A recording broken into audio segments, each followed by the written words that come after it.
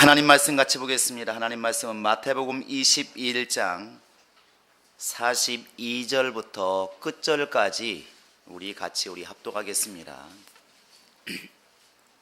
마태복음 21장 42절로 끝절입니다. 시작. 예수께서 가라사대 너희가 성경에 건축자들의 버린 돌이 모퉁이의 머릿돌이 되었나니 이것은 주로 말미암아 된 것이요 우리 눈에 기이하도다 함을 읽어본 일이 없느냐. 그러므로 내가 너희에게 이르노니 하나님의 나라를 너희는 빼앗기고 그 나라의 열매 맺는 백성이 받으리라. 이 돌 위에 떨어지는 자는 깨어지겠고 이 돌이 사람 위에 떨어지면 저를 가루로 만들어 흩으리라 하시니 대제사장들과 바리새인들이 예수의 비유를 듣고 자기들을 가르쳐 말씀하심인 줄 알고 잡고자 하나 무리를 무서워하니 이는 저희가 예수를 선자로 알미었더라. 자, 하나님은 보상하시는 분이시다. 두 번 시작. 하나님은 보상하시는 분이시다. 하나님은 보상하시는 분이시다. 하나님은 보상하시는 분이십니다. 그래서 이 땅에서 우리가 행한 것에 대해서 그분은 다 일일이 기억하고 계시고 자신마저도 기억하지 않은 일까지도 하나님은 다 이렇게 지금도 일일이 기록하시고 기억을 하시고 반드시 그 행한 것에 대해서 이렇게 보상하시는 분이십니다. 그래서 예수님이 이 땅에 계실 때에도 이 땅에서 너무나 칭찬이라든지 너무나 영광 받으려고 하지 말아라. 그러한 사람들은 하늘나라 갔을 때 상이 없다. 왜 상이 없느냐? 이 땅에서 이미 받았기 때문에 저 하늘나라 갔을 때 상이 없다 이렇게 말씀하십니다. 예수의 말씀은 결국 하나님의 나라에 대해서 주실 그 상을 이렇게 기대하라는 것입니다.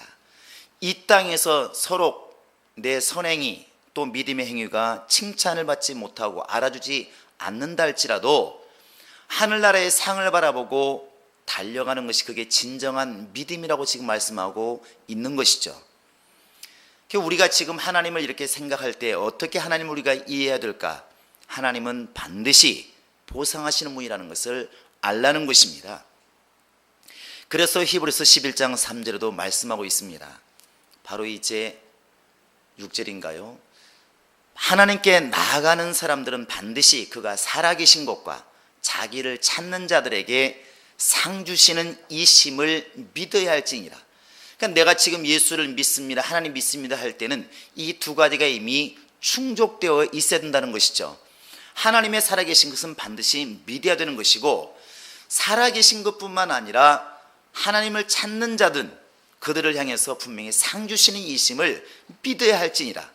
이 두 가지가 반드시 우리에게 있어야 바로 믿는 사람이라고 우리가 말할 수가 있는 것입니다. 그런데 어떻게 우리에게 보상하실까? 무엇을 근거로 보상하실까? 이 정말 요한계시록 20장에 보면은 이제 11절 이하에 이런 말씀이 나와 있습니다. 내게는 너희에게 줄 상이 있다. 너희에게 줄 상이 있는데 누구에게 주느냐? 내가 행한 대로 갚아주리라. 그 행위에 따라서 상을 받을 사람이 있고 상을 받지 못할 사람이 있다는 것입니다. 사실 하늘나라가 상을 받지만 하늘나라에서 상을 받고 못 받고는 사실 여기에서 이미 결판이 난다는 것이죠. 우리의 행위에 따라서 상 받을 사람이 있고 상 받지 못할 사람이 있다는 것입니다. 하나님의 보상의 근거는 행위입니다. 행위. 내가 예수 믿고 어떻게 살았는가, 어떻게 행동하고 있는가, 여기에 따라서 상이 주어지고 안 주어지고 결판이 난다는 것이죠. 하나님은 반드시 우리가 지금 행동하는 것에 대해서 반드시 심판하실 날이 있고 거기에 대해서 이렇게 보상할 날이 있다는 것입니다. 그런데 이렇게 또 말하면 이렇게 반문한 사람이 있겠죠. 어떤 사람의 행동이 이 사람 볼 때는 괜찮은데 저 사람 볼 때는 마음에 안 드는 행위가 있지 않겠습니까? 그래서 어떤 사람이 일을 할 때 내가 볼 때 저 사람이 참 열심히 하는 것 같은데 다른 사람 눈으로 보았을 때는 너무나 건성을 하는 것처럼 보일 수도 있다는 것이죠. 하나님이 만약에 우리들의 마음처럼 다양한 마음을 가지고 있으면 혼란스러울 것 같아요. 그래서 이 땅에서도 그렇고 하나님의 나라에서도 기준이라는 것이 필요하다는 것입니다. 여러분 시계를 차고 계시나요? 요즘은 거의 시계가 시내가 번쩍 들었습니다. 굉장히 좋은 시계인가 봐요. 저 뒤에서 시계도 안 보이는데 번쩍 듭니다. 요즘은 뭐 핸드폰이 있고 그래서 시계를 별로 찰 일이 없지만 여러분의 시계가 정확히 맞는지 안 맞는지 어떻게 합니까? 이 세상의 시계는 거의 안 맞는 시계입니다. 거의 90% 안 맞는 시계입니다. 100분의 1초라도 거의 틀리지 정확히 맞는 시계 별로 없어요. 그런데 그 시계가 맞고 안 맞고를 어떻게 판단할까? 사실 TV에서 나오는 띡 하는 그 15도 정확하다고 볼 수가 없습니다. 100만 분의 1초, 1000만 분의 1초가 틀리죠. 근데 그 시계 기준을 어디서 기준을 잡을까? 저 영국에 있는 그리니치 천문대에 있는 그 시계를 중심으로 잡습니다. 그러니까 항상 거기를 기준으로 맞추는 것이죠. 우리들이 차고 있는 시계는 24시간 동안 한 번도 안 맞는 시계입니다. 엄격히 보면 다만 비슷하게 가는 것 뿐이죠. 이런 시계가 우리는 지금 TV에서나 라디오에서 12시를 알려드리겠습니다 삑 할 때 딱 맞추지만 이렇게 기준이 되는 게 있다는 것이죠. 그러니까 각 나라에 있는 전 세계에 있는 모든 시계 기준이 어디 있느냐? 그리니치에 있는 그 시계가 바로 전문이 바로 기준이라는 것입니다. 물론 지금은 세슘 원자라는 것으로 바뀌어가고 있지만 어찌되었든 기준이 있기 때문에 틀리다 맞다 하는 것이 있는 거예요. 율법이 없으면 죄가 죄되지 않았다는 말처럼 법이 없는데 죄라고 하는 게 어디 있습니까? 신호등이 없는데 신호등을 신호 어겼다는 말이 무슨 소용이 있겠냐는 것이죠. 이와 같이 하나님께서 행위대로 심판하셔서 상을 주시는데 그 행동이 상받을 만한 행동인가? 상받지 못할 행동인가? 어떻게 하냐는 것이죠. 또 하나님은 설사 전능하시기 때문에 안다 하더라도 여러분과 지금 나는 어떻게 하냐는 것이죠. 내가 다른 사람을 위해서 일을 했는데 이게 상받을 행동인가? 그렇지 못할 행동인가? 어떻게 알겠냐는 것입니다. 그래서 하나님께서는 하나님도 공의로우시기 때문에 기준을 내세우셨고 우리도 능히 알 수 있는 기준이 있습니다. 그게 바로 예수님이십니다. 자, 예수는 하나님의 표준이다. 시작. 예수는 하나님의 표준이다. 예수는 하나님의 표준이다. 예수는 하나님의. 그러니까 누가 말을 가장 잘할까? 우리는 어나운서를 생각하지만 하나님 말씀하시는 건 그걸 말하는 게 아닙니다. 말을 적게 해도 말을 어눌하게 해도 예수님처럼 말하고 있으면 그 사람은 말을 제일 잘하는 사람이에요. 누구 입장에서? 하나님 입장에서 제일 잘하는 사람이에요. 우리가 가끔가다 기도할 때 그런 얘기 하잖아요. 어떤 분은 막 청산유수가 유수처럼 말하시는 분 있어요. 푸른 산에 흐르는 물처럼 말을 잘하시고 얼마나 말을 잘하는지. 이게 보통 여성들이 그런 분이 많습니다. 갑자기 시켜도 여성들은 잘해요. 기본적으로 말을 잘합니다. 왜 그러냐면 남자는 뇌를 한쪽만 쓴대요. 말할 때. 그러니까 성질 나면은 주먹이 나갑니다. 답답하니까. 자기도 답답하다고. 에이 이게 왜 나오냐면 속에서 막 할 말이 많은데 막 엉켜가지고 안 나오는 남자들은 그래요. 그러니까 이런 거 많이 하잖아요. 이게 왜냐면 막혀 있다는 것이거든요. 그런데 여성들은 이런 말 잘 안 합니다. 그래서 당신은 그러시니까 뭐 이렇게 너무 잘하지. 여성들이 왜 저렇게 말을 잘할까? 이렇게 사람을 말을 시키면서 뇌를 촬영해 봤더니 여성은 양쪽 뇌를 다 쓰더래요. 여기가 뭐 활발하게 움직여. 남자를 앉혀놓고 말을 시켜보니까 한쪽만 쓰고 있다는 것이죠. 여러분 경운기하고 자동차하고 게임이 되겠습니까? 두 손으로 싸우는 사람하고 한 손이 싸우는 사람 게임이 되겠습니까? 그러니까 여성과 남성으로 말싸움하면 질 수밖에 없습니다. 대신 하나님은 남자에게는 힘을 주었습니다. 한 방에 갑니다. 그냥. 네, 그렇게 여성들이 말을 잘해서 딱 나와가지고 처음부터 끝까지 한 번도 헤매지 않고 전능하신 하나님께서 우리를 보내시고 살려시고 막 끝까지 5분 동안 했다 하더라도 우리는 그렇게 말하죠. 참 기도 잘한다. 이 말은 말을 잘한다는 것이지 정말 기도를 잘했을까? 그건 몰라요. 그런데 조금 알 수 있는 게 뭐냐면 느껴지는 게 있지 않습니까? 저분은 말을 참 매끄럽게 하는데 내가 보니까 입술의 기도지 가슴에서 터져나오는 기도는 아닌 것 같다. 이건 조금 느끼는 게 뭐냐면 정말 예수의 심정으로 기도하고 있는가? 그냥 들은 말씀도 성경 달달달 외가지고 말하고 있는 건 금방 보이거든요. 그 기준이 뭐냐면 예수라는 것이죠. 그래서 성경은 너희들이 혹시 사람들에게 말할 때에 예수께서 하시는 것처럼 그렇게 해라, 그게 우리에게 지금 당부하는 말씀이에요. 누가 제일로 봉사를 잘할까? 누가 교회를 제일 열심히 잘 섬길까? 겉으로 볼 때 규모가 있으니까 누군가가 똑같은 헌금을 해도 1억 원 한 사람이 있고 100만 원 한 사람이 있으면 1억 원 한 사람이 크게 보이지만 주님은 그걸 판단하지 않는다는 것이죠. 하나님이 공급하시는 힘으로 봉사하는 것처럼 하는 사람이 있으면 그 사람이 봉사를 제일 잘하는 사람이라는 것입니다. 기준이 딱 서 있다는 것이죠. 그래서 오늘 말씀에도 보면은 머릿돌이란 말이 딱 나오지 않습니까? 머릿돌. 머릿돌은 다른 말로 말하면 주춧돌, 기초석 이렇게 말할 수 있어요. 그래서 옛날에 집을 지을 때 보면 항상 터를 닦아놓고 돌부터 세우지 않습니까? 돌부터 세우. 돌이 무슨 돌이냐면 그게 주추라는 돌임. 주추. 이렇게 어린 사람도 지금 못 봤을 텐데 아마 시골 사신 분은 다 알 거예요. 이렇게 마당에 들어가면 마루가 있고 마루에 항상 기둥이 있는데 기둥 밑에 보면은 뭐가 있나요? 돌이 있다고. 돌. 기둥 밑에 돌이 있어요. 그러니까 나무 기둥을 흙에 세우는 게 아니라 반드시 돌 위에 세웁니다. 그 돌이 바로 주추라는 돌입니다. 그 돌이 예수라고 생각하면 맞다는 것이죠.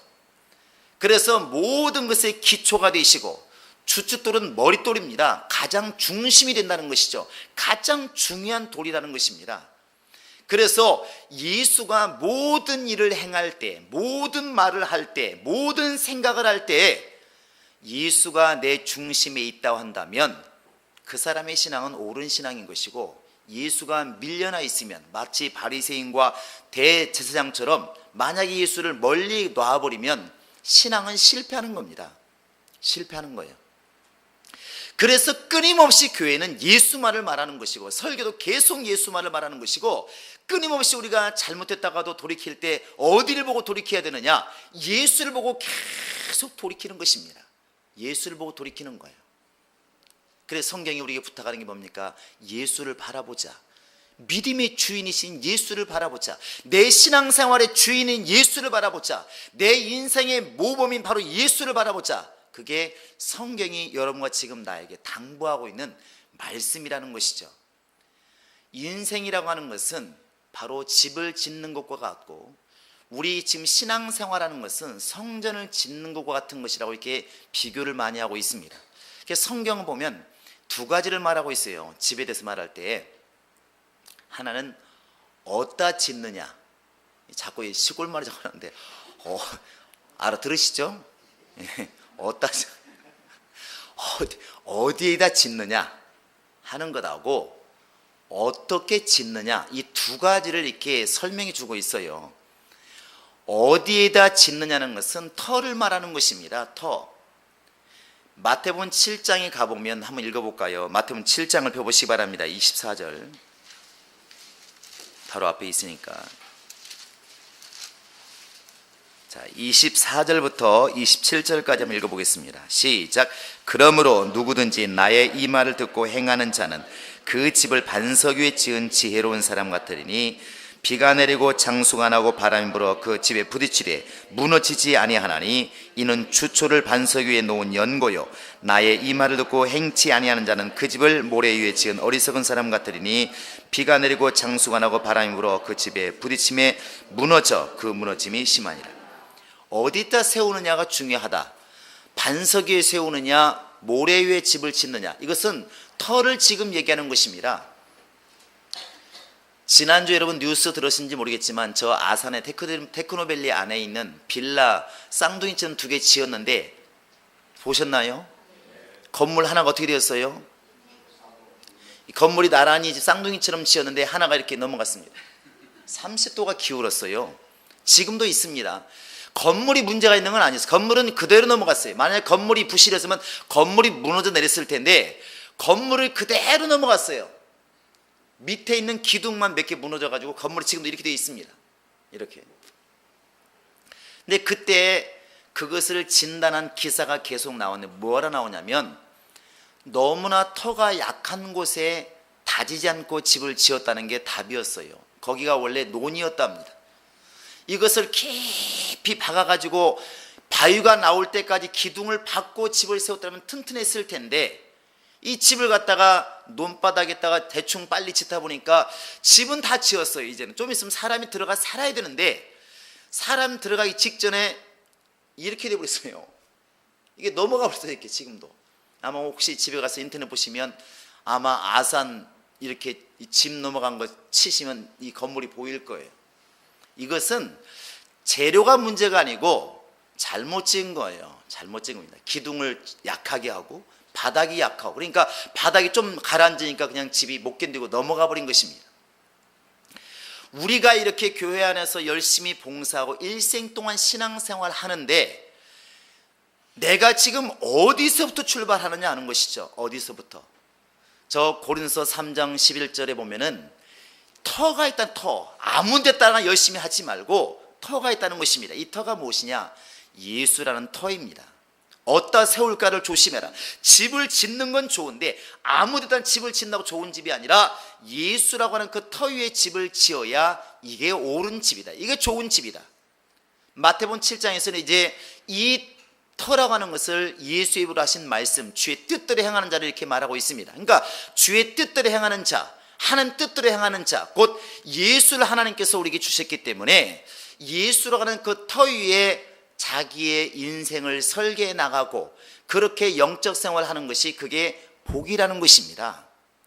말씀대로 살아간다는 것이 바로 그런 거 아니겠습니까? 내 삶의 기준이 어디 있을까? 예수가 기준이고 예수의 입으로 나온 그 말씀이 기준이라는 것입니다. 그래서 내 말을 듣고 행하는 자는 지혜로운 자다. 그가 곧 반석 위에, 예수라고 하는 그 반석 위에 집을 짓는 자와 같다. 이렇게 우리에게 일러주고 있는 것입니다. 우리나라가 지금 우리 국민들이 근 한 달 동안 집단 우울증에 빠졌다고 그럽니다. 이 정도 말하면 금방 알아듣지 않습니까? 저 지금도 바다에 이렇게 지금 엎어져 있는 그 배, 세월호라고 하는 배, 몇백 명이 지금도 이제 죽고, 이것 때문에 온 국민이 우울해져 가지고 소비를 안 한답니다. 화려한 행사도 하지 않고 축제도 하지 않고 너무나 사람들이 우울한 것이죠. 또 우울한 게 지금 이제 분노로 바뀌어 가지고 해경은 뭐 했냐, 선장은 뭐 했냐, 그냥 때려주고도 막 때려주고도 시원치 않다, 막 별소리 다 합니다. 그게 막 겁나지 않습니까, 뉴스가. 근데 사실은 믿는 사람으로 보았을 때 그것도 가슴이 너무 아픈데, 요즘에 정말 가슴 터지는 일이 또 많지 않습니까? 이렇게 사실은 저는 개인적으로 세월호도 참 답답하긴 했지만 요즘에 막 가슴이 터지는 건 사실은 그거보다도 교회 문제였어요. 작년 재작년에 이렇게 목동을 항상 지나다니면 제2교회가 있습니다. 나름대로 열심히 해가지고 막 1년에 10,000명씩 부흥하는 교회였었는데 어느 날 양쪽 교회로 막 짜게져 가지고 막 장로들이 대판 싸웁니다. 결국 막 이제 재판을 하고 야단 났지 않습니까? 너무 싸우는 거예요. 그때도 막 속이 터지더라고요. 와, 어떻게 이럴 수가 있나? 왜 저렇게 막 교회 안에서 막 밖에서 바로 옆에도 절인데 절에서 뭐라고 할까? 저렇게 교회 안에서 막 싸우면. 그러더니 또 이제 여의도에 있는 또 S교회 막 또 거기도 막 분열돼 가지고 막 싸우지 않습니까? 또 지난주에는 또 저 강남에 있는 또 S교회가 막 또 PD 수첩에 나와 가지고 막 시끄럽습니다. 저렇게 될 가능성이 너무 컸죠. 이미 싸움은 오래전부터 시작됐으니까. 그런데 잘잘못을 우리가 따져서 뭐 얼마 따지겠는가? 너무 속이 터진 게 뭐냐면 왜 이런 일들이 밖에서 회자가 되고 밖에서 재판이 가야 되고 밖에까지 이것이 나가야 될까? 설사 우리끼리 싸우다가도 재판까지 갈 것 같으면 이래서는 안 된다. 이러면 주님의 영광 가린다고 하고 딱 중단하는 것이 예수 믿는 사람들이 아닐까? 더 가슴이 아픈 것은 그들도 나름대로 그 안에 지금까지 말씀대로 산다고 열심히 살았을 텐데 정작 그 말씀을 지켜야 될 그 순간에는 말씀을 잃어버린 게 아닌가. 세상 사람들에게 저 사람들을 맡기더라도, 나와 싸우는 저 사람 맡기더라도 차라리 망하는 한이 있어도, 너 죽고 나 죽는 한이 있어도 나는 이거 못 참겠다, 그거 아니겠습니까? 이게 어찌 예수 믿는 사람들이라 볼 수 있을까? 그러고 보니까 고린도전서 6장에 그런 말씀 비슷한 게 나와 있더라. 한번 볼까요? 자, 고린도전서 한번 6장을 보시겠습니다.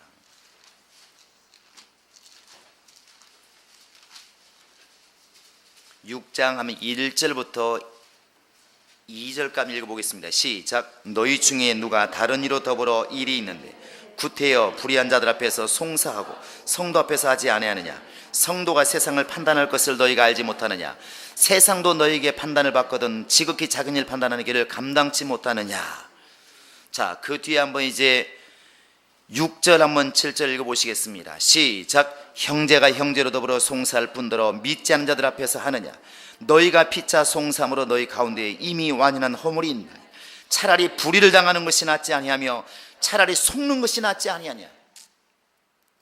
어떻게 예수 믿는 사람끼리 송사를 하는데 믿지 않는 사람들을 세워가지고 믿지 않는 사람들에게 예수 믿는 사람이 심판을 받게 하는가? 차라리 그럴 바에는 속는 게 낫지 않겠는가? 차라리 당하는 게 낫지 않겠는가? 이것이 예수 믿는 사람의 진정한 믿음이 아니겠는가? 너무 속 터진다는 것이죠. 둘이는 서로 옳다고 막 싸우겠지만 그것 때문에 피해보는 게 누구냐면 그들이 아니라 하나님이 아니겠습니까? 주님이 아니겠습니까?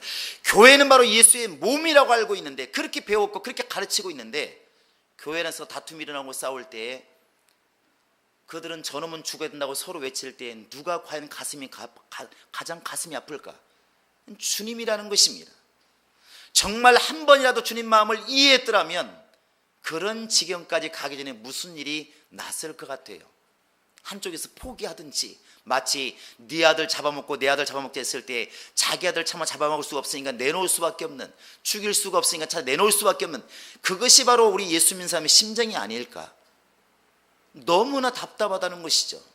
그러니까 저런 일이 터지니까 정말 사람들이 맞아, 이 사람 말이 맞다, 저 사람 말이 맞다가 아니라 온통 싸잡아서 교회를 욕하는 거 아니겠습니까? 예수쟁이를 저럴 줄 알았다, 교회 저럴 줄 알았다, 그러게 누가 교회 가라고 그랬냐, 누가 믿으라고 했느냐, 교회를 막 욕하는 것입니다. 너무 속 터지지 않냐는 것이죠. 로마서 12장 이제 19절 이하에 보면은 성경은 그렇게 말하고 있습니다. 너희 원수가 줄이울 때는 먹일 것을 주고 목마를 때는 마실 것을 주고 너 스스로 원수 갚으려고 하지 말아라. 원수 갚는 것은 하나님께 있다. 그런데 왜 이렇게 정작 일이 벌어지면 내가 모든 것을 갚으려고 막 눈을 불을 켜고 싸우고 있을까? 더더군다나 교회 안에서 교회 일 때문에 그렇게 싸울까? 그러면 이 말씀은 다 어디 갔냐는 것이죠. 다 어디 갔을까? 말씀에 순종한다는 게 과연 뭘까? 너무나 우리에게 회의가 들게 하는 그런 사건들이었습니다. 사실 세월호 사건보다 개인적으로는 이게 너무나 속이 터지고 가슴이 아파서 사실은 이 사건을 이렇게 피드수첩 사실 보고 싶지도 않고 보지도 않았습니다. 볼 의미도 없는 것 같고 그 옳고 그런 게 무슨 의미가 있을까? 전체적인 게 너무 속 터지는 일인데 다시 한번 이렇게 보니까 누가복음 7장에 보니까 좁은 문으로 들어가라 이렇게 써 있어요. 7장 24절에 보면 다시 한번 볼까요? 자, 누가복음 7장입니다.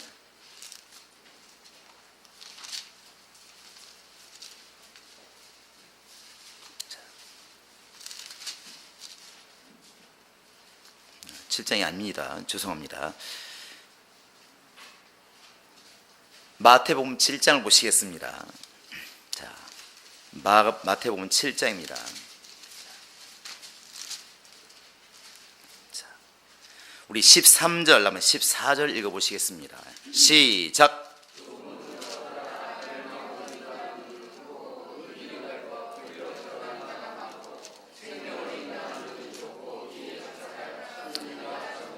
자, 주님이 원하시는 게 무엇입니까?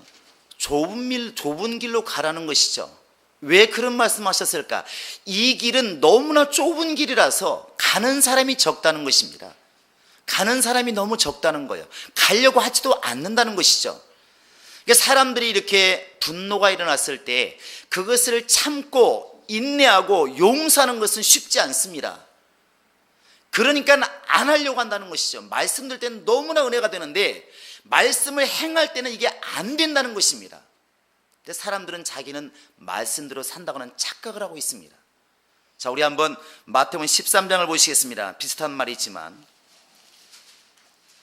자, 24절을 보시겠습니다. 시작. 좁은 문으로 들어가기를 힘쓰라. 내가 너희에게 이르노니 들어가기를. 13장 24절입니다. 시작. 좁은 문으로 들어가기를 힘쓰라. 내가 너희에게 이르노니 들어가기를. 누가복음입니다. 마태복음이라고 그랬나요? 자, 누가복음 13장 24절입니다. 시작. 좁은 문으로 들어가기를 힘쓰라. 내가 너희에게 이르노니 들어가기를 구하여도 못하는 자가 많으리라. 들어가려고 해도 못 들어가는 사람이 있다. 이게 누구겠습니까? 나는 아니었으면 좋겠습니다. 우리 교인들은 아니었으면 좋겠습니다. 그런데 불행하게도 이 말을 듣고 있는 사람이 안 믿는 사람이 아니었어요. 여러분 그 뒤에 자 한번 26절을 읽어보시기 바랍니다. 시작. 그때 너희가 말하되 우리는 주 앞에서 먹고 마셨으며 주는 또한 우리 길거리에서 가르쳤나이다 하나. 여기 보시면 지금 예수께서 나는 너희를 모른다. 너는 천국에 못 간다. 이렇게 말하는 사람들, 이 말을 듣는 사람들이 누구냐면 그들이 이렇게 말합니다. 주 앞에서 먹고 마셨으며 당신은 우리를 길거리에서 가르쳤나이다. 이 말을 잘 생각해 보면 예수와 함께 같이 다니면서 예수의 말씀을 계속 들었던 사람이라는 것을 금방 알 수 있어요. 그래요, 안 그래요?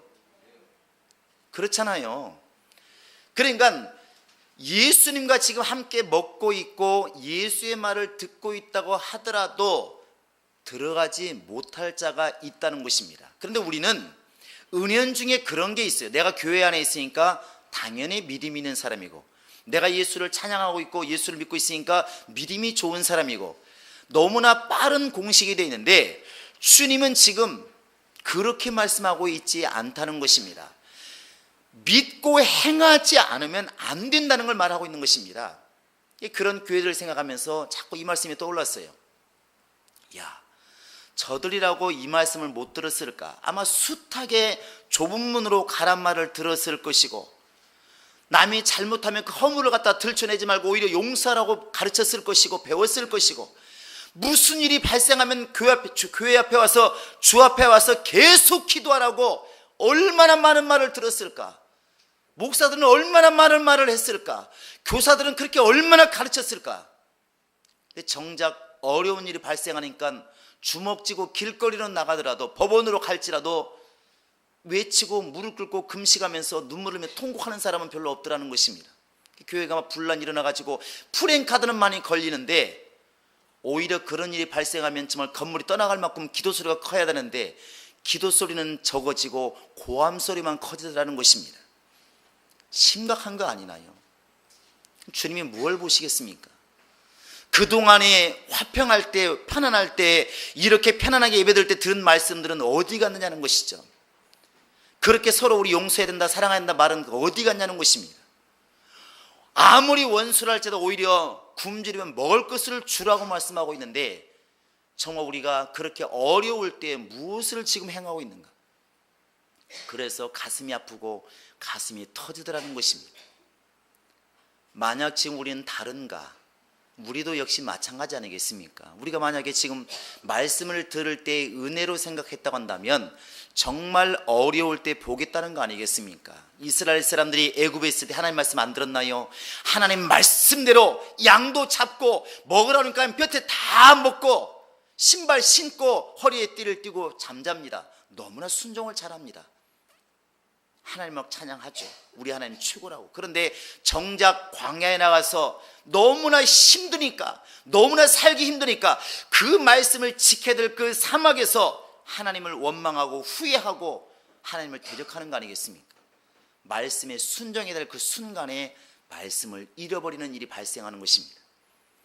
우리가 지금 예수라는 터 위에 내 인생을 설계해 나가고 영적 생활을 지금 해나가고 있는데, 한 번도 잊지 말아야 될 것은 예수 중심으로 살려고 이를 악물라는 것입니다. 나에게 원수가 생겨도 원수를 생각하기 전에 먼저 예수를 생각하라는 것입니다. 정말 예수가 지금 이 교회에 계시더라면 저렇게 했을까? 만약에 지금 서로 송사하는 사람들의 마음속에 예수님이 자리 잡았다면 저렇게 할 수 있었을까? 뭔가 답이 다르지 않습니까? 말씀대로 가고 있지 않다는 것이죠. 바로 우리가 어디다 세워야 될 것인가? 말씀 위에 내 인생을 설계해야 되고 예수란 터 위에 우리는 인생을 설계해야 됩니다. 그래서 예수를 중심으로 생각하시고 예수를 중심으로 영적 생활을 하려고 다짐하시기 바랍니다. 할렐루야. 다시 한번 예수는 기준이다. 세 번 시작. 예수는 기준이다. 예수는 기준이다. 예수는 기준이다. 또 하나 집을 세우는 비유가 뭐냐면 이제는 예수란 터 위에 집을 세우기는 세우는데 어떻게 세우느냐는 것이죠. 어떻게. 그것이 이제 고린도서 3장에 나와 있습니다. 한번 같이 보겠습니다. 고린도전서 3장을 보시겠습니다.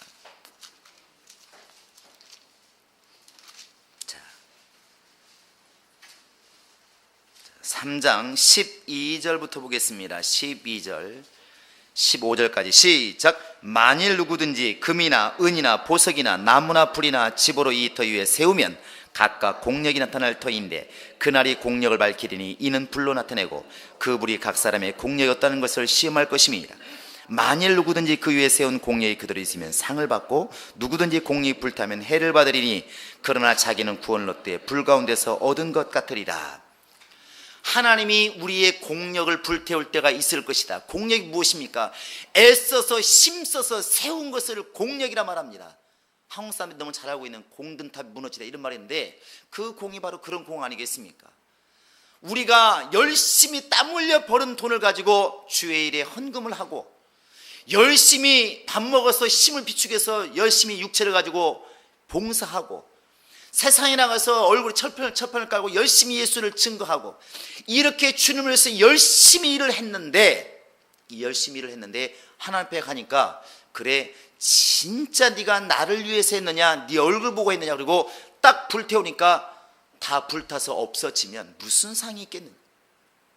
무슨 상이 있겠느냐. 여기에서는 지금과 금과 은과 보석 나무와 재료 이렇게 이제 무슨 이렇게 풀을 얘기하고 있는데 어떻게 행하느냐 하는 것이죠. 집을 어떻게 짓느냐 무엇으로 짓느냐는 것입니다. 여러분과 지금 나에게 주님이 요구하시는 것은 믿음으로 집을 짓기를 원하시는 것입니다. 할렐루야. 그래서 성경이 우리에게 말하고 있는 게 무엇입니까? 믿음으로 하지 않은 모든 것은 죄다. 죄다는 것이죠. 예배요 가인과 아벨 얘기할 때 왜 아벨의 제사는 받으시고 가인의 제사는 왜 안 받으셨을까? 성경이 우리가 말하고 있습니다. 가인은 믿음으로 하지 않았다는 것이죠. 아벨은 믿음으로 하나님께 제사를 드렸다는 것입니다. 헌금이요 사람은 액수밖에 안 보입니다. 그러나 주님은 믿음을 보시는 것입니다.